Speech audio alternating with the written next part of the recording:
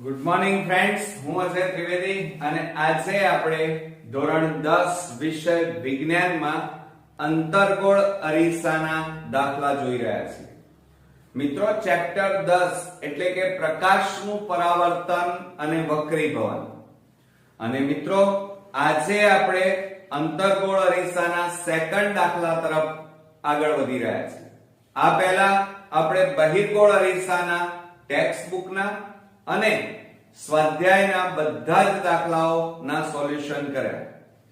આજે આપણે સેકન્ડ દાખલાની અંદર અંતર્ગોળ અરીસાનો મોસ્ટ ઇમ્પોર્ટન્ટ દાખલો જોઈશું, તો બરોબર ધ્યાન રાખજો મિત્રો. હવે 18 સેમી કેન્દ્ર લંબાઈ, ધ્યાન આપજો, 18 સેમી કેન્દ્ર લંબાઈ ધરાવતા અંતર્ગોળ અરીસાની સામે 27 સેમી દૂર અને 7 સેમી લંબાઈની એક વસ્તુને મૂકી છે. પડદાને અરીસાથી કેટલા અંતરે રાખતા તેના પર તીક્ષ્ણ પ્રતિબિંબ કેન્દ્રિત થશે. એટલે કે પ્રતિબિંબ અંતર શોધવાનું છે. પ્રતિબિંબનો પ્રકાર અને પરિમાણ શોધો. તો મિત્રો, આ આપણે અંતર્ગોળ અરીસો ભણી રહ્યા છીએ. અંતર્ગોળ અરીસામાં બેઝિક કેટલીક માહિતી તમે જોઈ લો. આ તમારો અંતર્ગોળ અરીસો થાય આ રીતે, બરોબર. આ તમારી ધરી એટલે કે સમક્ષિતિજ ધરી કહેવાય. અને એમાં મિત્રો અહીંયા તમે આ જે મૂકેલું છે એ વસ્તુ છે, બરોબર. અને આ તમારી કઈ બાજુ કહેવાય? ડાબી બાજુ. જ્યારે આ તમારી કઈ બાજુ થશે? જમણી બાજુ. ક્લિયર? હવે સાથે સાથે તમારું જે પ્રતિબિંબ મળવાનું છે એ અહીંયા મળવાનું છે. ધ્યાન રાખજો, આ રીતે પ્રતિબિંબ નીચેની તરફ મળશે. હવે સાથે સાથે તમે જોઈ રહ્યા છો કે આ આપણો અંતર્ગોળ અરીસો અને આ સમક્ષિતિજ ધરી, આ ઓપ્ટિકલ સેન્ટર અહીંયા લઈશું. સાથે સાથે તમે આલેખમાં જોઈ રહ્યા છો કે એની આ ડાબી બાજુએ હંમેશા કયું ઋણ ચિહ્ન આવે છે, એટલે કે માઈનસ માં છે. બીજું, નીચેની તરફ જાઓ તો માઈનસ સંખ્યાઓ આવશે આ રીતે, -2 -3 આ રીતે. અને ઉપરની દિશા તરફ જઈએ તો પ્લસ ચિહ્નો, પ્લસ સંખ્યા મળે. તો આ આલેખ ઉપરથી આપણે આ અંતર્ગોળ અરીસા અને બહિર્ગોળ અરીસાના દાખલા શીખીશું. તો ધ્યાન આપજો મિત્રો, અંતર્ગોળ અરીસામાં જે એની કેન્દ્ર લંબાઈ છે એ કેન્દ્ર લંબાઈ હંમેશા માઈનસ માં આવે. શેમાં આવે? માઈનસ.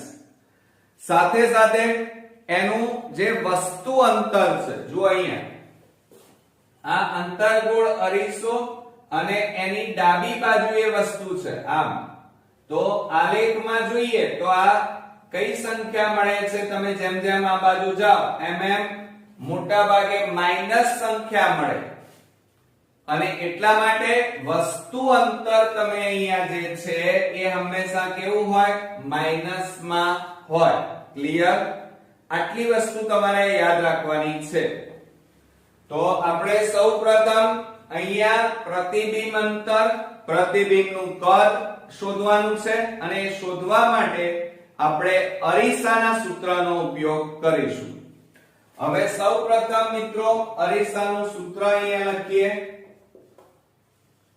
આ બધા જ સૂત્રો તમે ખાસ તૈયાર કરજો, કારણ કે સૂત્ર આવડતા હશે તો જ તમે કોઈ પણ એક્ઝામ્પલ સરળતાથી ગણી શકશો.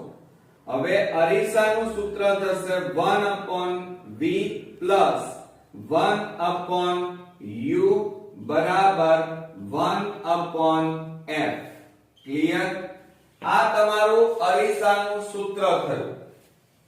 હવે આ અરીસાના સૂત્રમાં જે v u અને f છે આપણી પાસે, એની કિંમતો આપણે રકમમાંથી આપણે અહીંયા લખીશું. તો સૌપ્રથમ આપણે v બરાબર v એટલે પ્રતિબિંબ અંતર થાય અને પ્રતિબિંબ અંતર આપણે શોધવાનું છે. આપેલું નથી મિત્રો રકમમાં. તે ઉપરાંત u બરાબર વસ્તુ અંતર કહેવાય અને આ વસ્તુ અંતર તમને રકમમાં આપેલું છે. જો અહીંયા વસ્તુ અંતર તો જો અહીંયા 27 સેમી દૂર, 27 સેમી દૂર એટલે આ જે તમારો અંતર્ગોળ અરીસો છે ત્યાંથી આ બાજુ 27 સેમી એટલે હંમેશા અંતર શેમાં આવશે? તમારું અંતર્ગોળ અરીસામાં માઈનસમાં આવશે એટલે -27 સેમી થાય. ત્યારબાદ f એટલે કેન્દ્ર લંબાઈ કહેવાય. શું કહેવાય મિત્રો? કેન્દ્ર લંબાઈ. અને કેન્દ્ર લંબાઈ અહીંયા આપેલી છે આપણને જુઓ 18 સેમી કેન્દ્ર લંબાઈ. અને મેં હમણાં જ તમને કીધું કે અંતર્ગોળ અરીસામાં કેન્દ્ર લંબાઈ હંમેશા માઈનસમાં મળે એટલે -18 સેન્ટીમીટર થાય. ક્લિયર? તો આ રીતે આપણે અહીંયા ત્રણે ત્રણ વસ્તુઓ લખી કાઢી છે. હવે આ ત્રણેય કિંમતો આની અંદર મૂકીએ અરીસાના સૂત્રની અંદર તો શું થશે? જો અહીંયા 1/v ના m પ્લસ 1/u એટલે -27 અને બરાબર 1/f એટલે -18. હવે ધ્યાન આપજો બરોબર મિત્રો કે 1/v આ જો પ્લસ માઈનસ શું થઈ જાય? માઈનસ થાય એટલે અહીંયા આ રીતે લખીએ 1/v માઈનસ 1/27 થાય અને બરાબર 1/18. આ શું કર્યું આપણે? પ્લસ માઈનસ માઈનસ કરાય. આ માઈનસ વાળા પદને બરાબરની પેલી બાજુ લઈ જાઓ તો પ્લસ થઈ જાય. તો અહીંયા લખીએ આપણે 1/v બરાબર 1/18 માઈનસ ને પેલી બાજુ લઈ જાઓ તો પ્લસ 1/ કેટલા થાય? 27. હવે આપણે એક કામ કરીએ, ચિહ્નોમાં ભૂલ ન પડે એ માટે આ પ્લસ વાળા પદને આગળ લખીએ અને માઈનસ વાળા પદને પાછળ લખીએ. તો હવે શું થશે? જો અહીંયા 1/v બરાબર 1/27 અને આ માઈનસ ચિહ્ન અને 1/18. હવે મિત્રો 27 અને 18 નો લસા લેવાનો છે. હવે 27 ના ઘડિયામાં અને 18 ના ઘડિયામાં આવતી હોય એવી સંખ્યા કઈ? તો જુઓ 27 નું 54 અને 18 તારી 54 થાય. 18 દુ 36, 18 તારી 54. તો હવે આપણે લસા લઈ લઈએ તો 1/v બરાબર લસા આપણે લઈશું 54. ક્લિયર? હવે આ 54 છે ને એ અહીંયા ગુણાઈ જશે. તમારી સરળતા અને સમજણ પડે એટલા માટે લખું છું.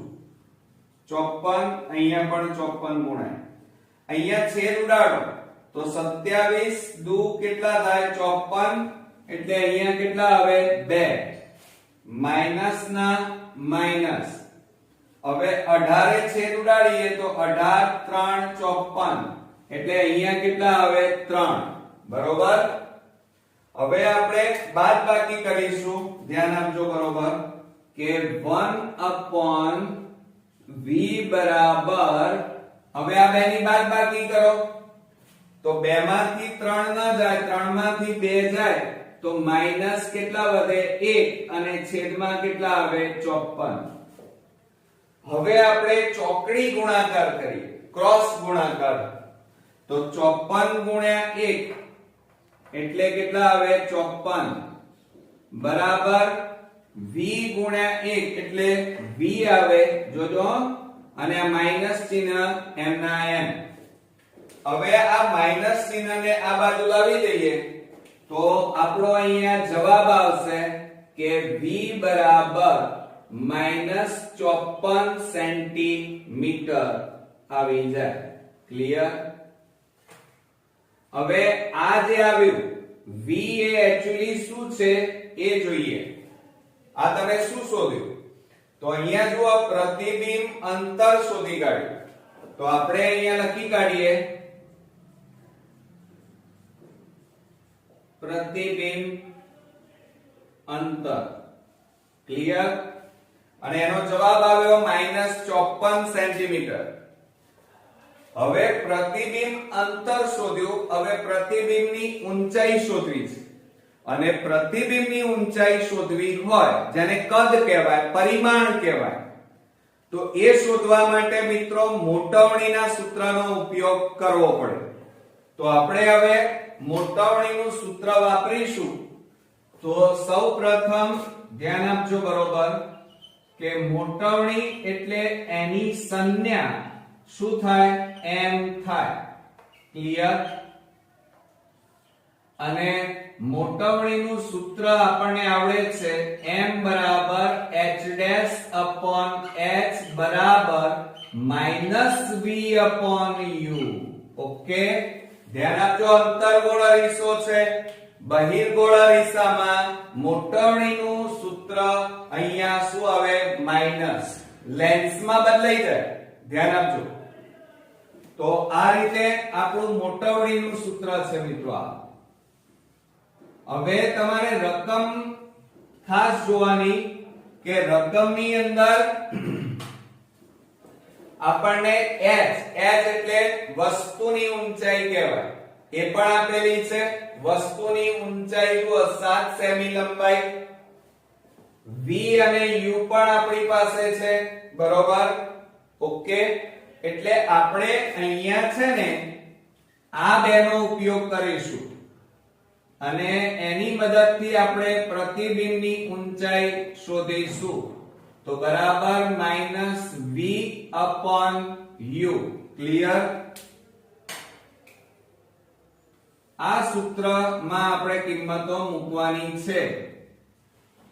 ચાલો હવે આ ચારે ચાર h ડેશ -v અને u ની કિંમતો મૂકીએ. હવે આને આપણે ભૂસી નાખીશું કારણ કે આની હવે જરૂર નથી, છેલ્લે જરૂર પડશે. ચાલો આપણે સૌપ્રથમ લખી કાઢીએ કે h ડેશ એટલે પ્રતિબિંબની ઊંચાઈ કહેવાય અને પ્રતિબિંબની ઊંચાઈ આપણે શોધવાની છે, આપેલી નથી. ત્યારબાદ આપણે h શોધવાનું છે અને h ને આપણે શું કહેવાય વસ્તુની ઊંચાઈ એટલે કે વસ્તુ ઊંચાઈ જેને આપણે કહીએ છીએ. અને h બરાબર વસ્તુ ઊંચાઈ આપણને ઓલરેડી આપેલી છે મિત્રો. જુઓ 7 સેમી લંબાઈની એટલે વસ્તુની ઊંચાઈ કેટલી લખીશું 7 સેન્ટીમીટર. મિત્રો એકમ લખવાનું ભૂલતા નહીં. ઓકે, કારણ કે એમાં જો ન લખીએ તો અડધો માર્ક્સ આપણો જતો રહે. ત્યારબાદ આપણે v ની વાત કરીએ. v એટલે એને શું કહેવાય? જો આ રહ્યું પ્રતિબિંબ અંતર કહેવાય. તો અહીંયા લખી કાઢીએ આપણે પ્રતિબિંબ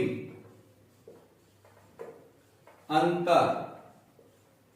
અને પ્રતિબિંબ અંતર આપણી પાસે -54 સેન્ટીમીટર આપણે શોધી કાઢ્યું. ત્યારબાદ u એટલે શું કહેવાય? વસ્તુ અંતર કહેવાય. શું કહેવાય? વસ્તુ અંતર.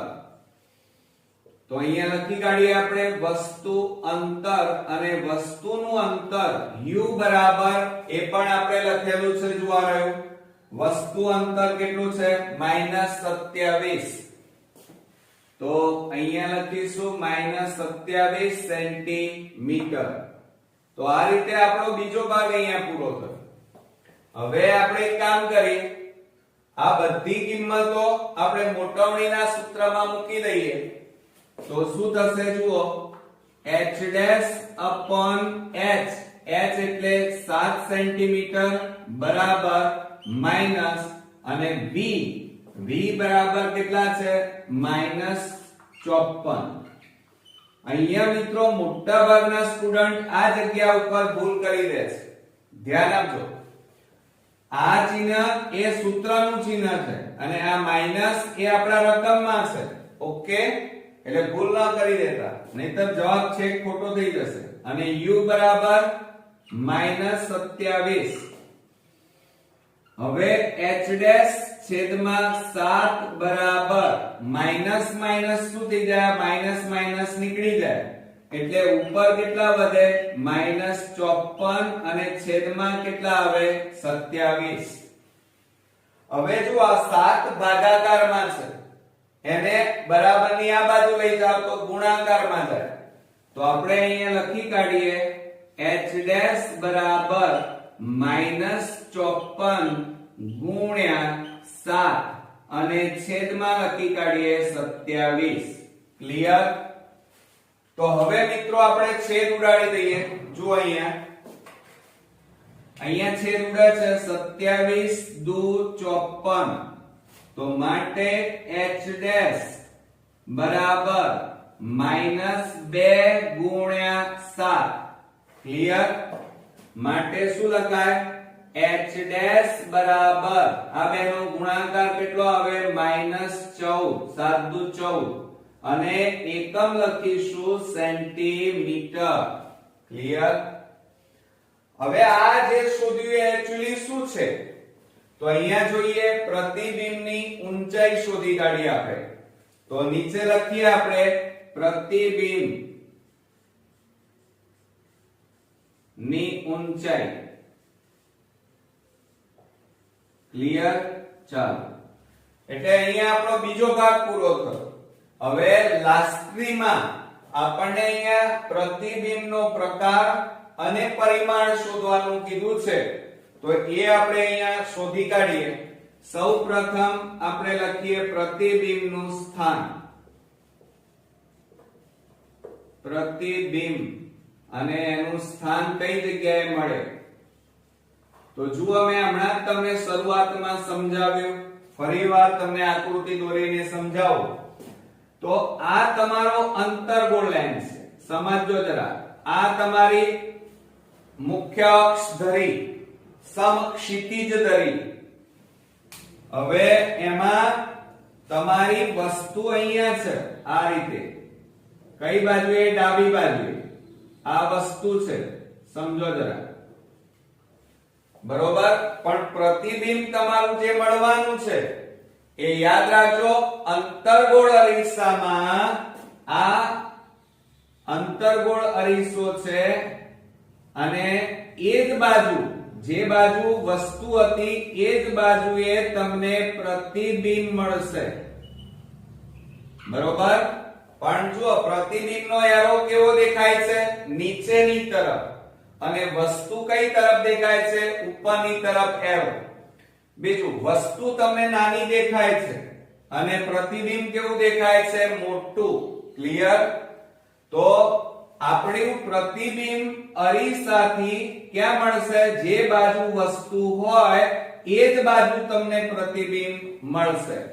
એટલે આપણે અહીંયા જવાબ લખીએ અરીસાથી વસ્તુ તરફ. એટલે પ્રતિબિંબનું અંતર કહેવાય આને. બરોબર? હવે પ્રતિબિંબ અંતર જુઓ રહ્યું 54 સેન્ટીમીટર છે. કેટલા છે તો કૌંસમાં આપણે લખી કાઢીએ 54 સેન્ટીમીટર. ક્લિયર? ત્યાર પછી બીજા નંબરમાં પ્રતિબિંબનો પ્રકાર. હવે આપણે અહીંયા લખીએ કે પ્રતિબિંબ નો પ્રકાર. હવે મિત્રો ધ્યાન આપજો, બરોબર, કે પ્રતિબિંબનો પ્રકાર આ અંતર્ગોળ અરીસો છે અને અંતર્ગોળ અરીસામાં હંમેશા પ્રતિબિંબ વાસ્તવિક હોય. કેવું હોય? વાસ્તવિક. બહિર્ગોળ અરીસો હોય. આપણે ગયા ભાગમાં બહિર્ગોળ અરીસાના દાખલા જોયા. એમાં મેં તમને કીધું હતું કે બહિર્ગોળ અરીસો હોય તો હંમેશા પ્રતિબિંબ કેવું મળે? આભાસી મળે. જ્યારે અંતર્ગોળ અરીસામાં કેવું મળે? વાસ્તવિક. બીજું, અહીંયા વસ્તુ ઉપરની તરફ અને પ્રતિબિંબ ક્યાં મળે છે? નીચેની તરફ એરો દેખાય છે. એટલે એનો મીનિંગ એ થાય કે તમારું પ્રતિબિંબ ઉલટું મળે. કેવું મળે? ઉલટું. તો આપણે અહીંયા લખી કાઢીએ કે પ્રતિબિંબ કેવું મળશે મિત્રો? એક તો વાસ્તવિક અને ઉલટું મળે. જ્યારે બહિર્ગોળ અરીસો હોય તો એમાં પ્રતિબિંબ કેવું મળે? મેં તમને શીખવાડ્યું હતું આભાસી અને ચત્તું મળે. કેવું મળે? આભાસી અને સીધું, જેને ચત્તું કહેવાય. ચાલો હવે આપણે લાસ્ટમાં જોઈએ પ્રતિબિંબનું પરિમાણ. પ્રતિબિંબનું પરિમાણ. પરિમાણ એટલે કદ કહેવાય.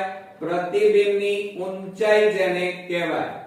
બરોબર? ઘણા બધા નામથી તમે આને લખી શકો. હવે અંતર્ગોળ અરીસો છે. તમે જુઓ અહીંયા વસ્તુ નાની દેખાય છે અને પ્રતિબિંબ ખૂબ જ મોટું દેખાય છે. તો એ ઊંચાઈ આપણે શોધી. જુઓ અહીંયા પ્રતિબિંબની ઊંચાઈ 14 સેન્ટીમીટર. હવે તમારી વસ્તુ કેટલા સેન્ટીમીટરની હતી? જુઓ અહીંયા 7 સેમી લંબાઈની વસ્તુની ઊંચાઈ આપણે ઓલરેડી કેટલા સેન્ટીમીટર હતું? 7 સેન્ટીમીટર. અને પ્રતિબિંબ કેટલા સેન્ટીમીટર નું મળ્યું? 14 સેન્ટીમીટર. એટલે 7 કરતા ડબલ થયું. બરોબર? બમણું જેને કહેવાય. તો અહીંયા આપણે લખી કાઢીએ. ધ્યાન આપજો. બરોબર? કે વસ્તુ કરતા મોટું અથવા એને વિવર્ધિત પણ કહેવાય. કેવું કહેવાય મિત્રો? વિવર્ધિત. અને એ કેટલા સેન્ટીમીટર મળ્યું છે આપણને? 14 સેન્ટીમીટર. યાદ રાખજો. એટલે પ્રતિબિંબની ઊંચાઈ 14 સેન્ટીમીટર મળી, જ્યારે વસ્તુ 7 સેન્ટીમીટર હતી. એટલે 7 ના ડબલ કરીએ તો 14 થાય. એટલે એનો મતલબ એ થાય કે તમારી વસ્તુ કેવી મળે? બમણી ઊંચાઈ કહેવાય. 2 ગણી એમ. ઓકે? તો મિત્રો આ રીતે આપણો અંતર્ગોળ અરીસો અહીંયા પૂરો થયો. એટલે કે અંતર્ગોળ અરીસાનો આજે આપણે આ એક્ઝામ્પલ પૂરો કર્યો. પરંતુ કોઈ પણ એક્ઝામ્પલ ગણતા પહેલા એના નિયમો યાદ રાખવા ખાસ જરૂરી હોય છે. અને હું જેમ જેમ દાખલાની અંદર તમને એની ઇમ્પોર્ટન્સ કહેતો જાઉં ત્યારે તમારે નોટ ડાઉન કરવાનું ખાસ રાખજો. સાથે સાથે બહિર્ગોળ, અંતર્ગોળ અરીસો અને લેન્સ એના માટેનો અલગથી શોર્ટ ટ્રીક નો વિડિયો મેં બનાવ્યો છે. એ હંમેશા અચૂકથી જોજો, ભૂલતા નહીં. 2 વાર 3 વાર જોઈ લો. કારણ એ જો તમને યાદ રહી ગયો તો તમે બહિર્ગોળ અથવા કોઈ પણ અરીસો હોય કે લેન્સ હોય, કોઈ પણ એક્ઝામ્પલ મિત્રો બોર્ડમાં પૂછાય તમે ઈઝીલી ગણી શકશો. બરોબર? તો નેક્સ્ટ વિડિયોમાં પાછા નવા એક એક્ઝામ્પલ સાથે ફરી મળીએ છીએ. ત્યાં સુધી ગુડ નાઈટ.